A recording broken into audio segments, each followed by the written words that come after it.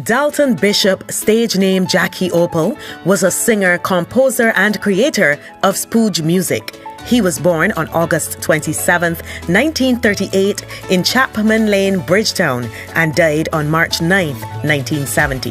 The singer took the stage name Jackie Opel in the early 1960s. He is regarded as Barbados' greatest ever pop singer and vocal music icon.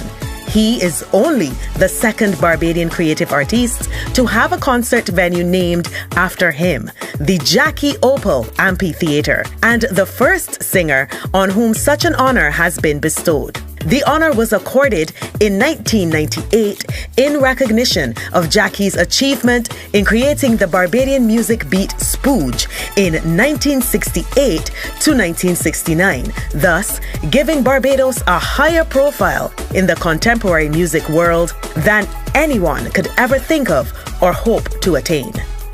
He was also Barbados' first real music star, and traditionally, his achievement is highlighted by Jackie Opel Day.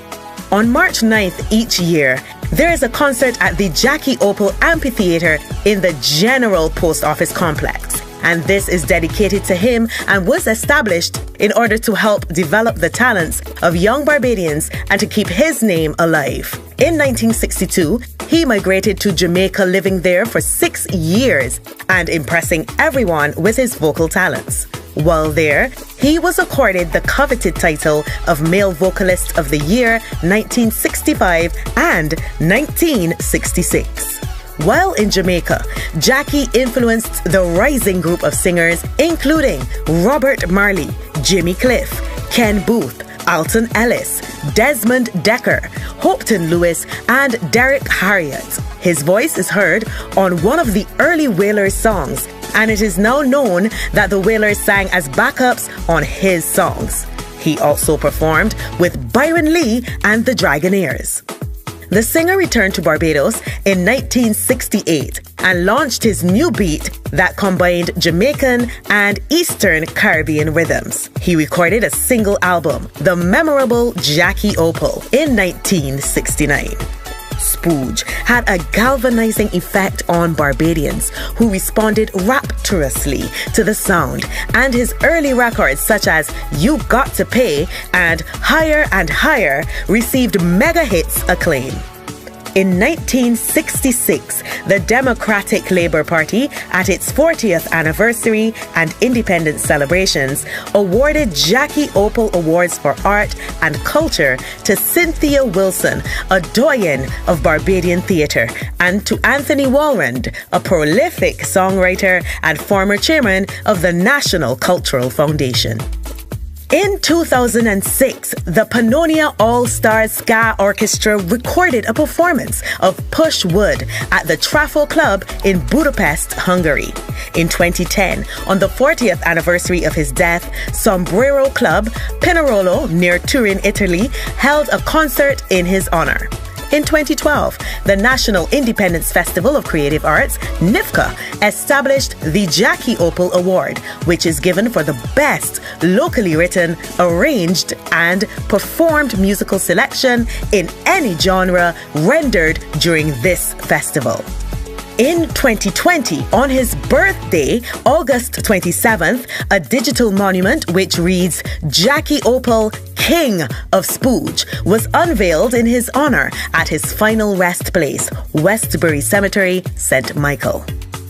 It was on that occasion that then Minister with responsibility for culture in the Prime Minister's office, now Senator John King, announced that as of 2021, August 27th will be known as Jackie Opel Day on our national calendar. On Jackie Opel Day last year, Minister in the Prime Minister's Office, Culture, Senator Dr. the Honourable Chantal Monroe Knight, unveiled a mural with Jackie's likeness by the amphitheatre, which now bears his name. Barbadian icon and musical pioneer, Dalton Bishop, aka Jackie Opel, King of Spooge. This is NIFCA Music in the Square, Icon Nights, a tribute to Jackie Opel.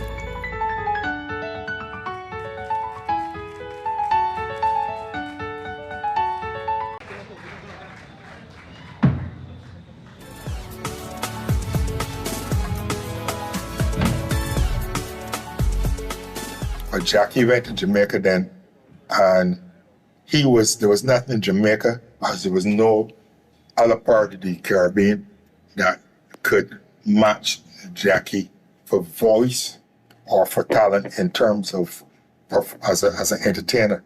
He could have danced like nobody else, sing like nobody else. Plus he was short, and he did things with his shortness, like he was singing, see, on the stage at the Globe. And suddenly he would start dancing. He used to dance like James Brown, right? If you've seen James, or similar to that.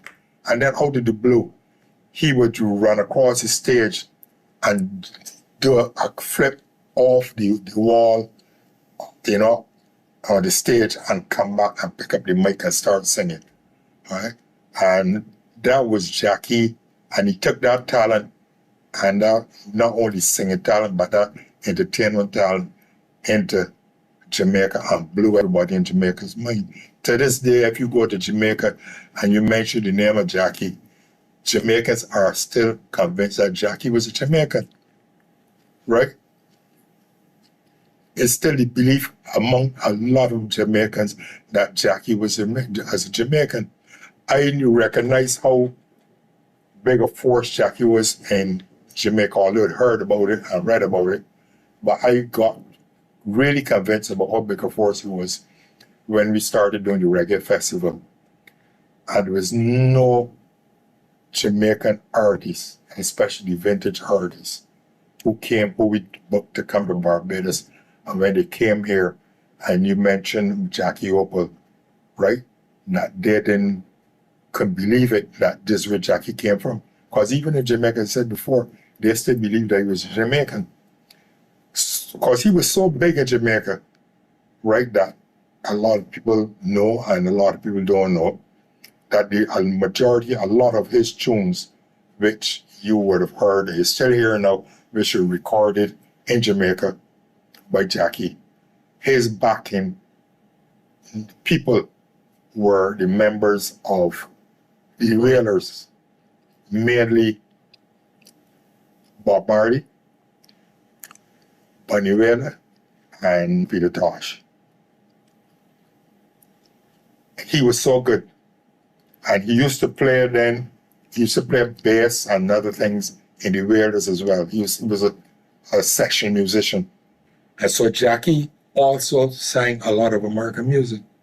And his main influences at that time were two people who had voices like his, right? One was Jackie Wilson, and it's reported that he adopted that Jackie Opel, because his name was Dalton Bishop. He got that Jackie from Jackie Wilson, right, who was his biggest, most popular, and his influence at the time, and another guy called Wilson Pickett.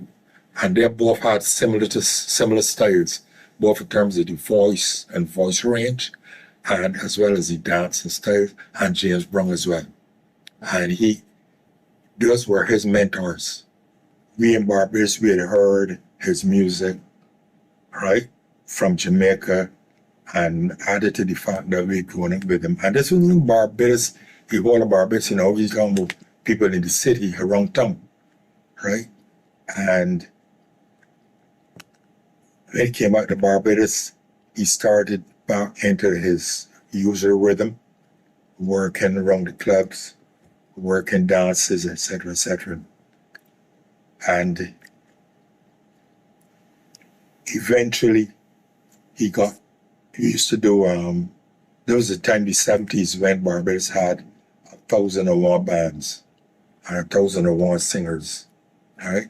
And he also was recommended to the Joneses, who operated Troubadours, by Alombe Motley, to put Jackie in the band, and he could take it to a different level.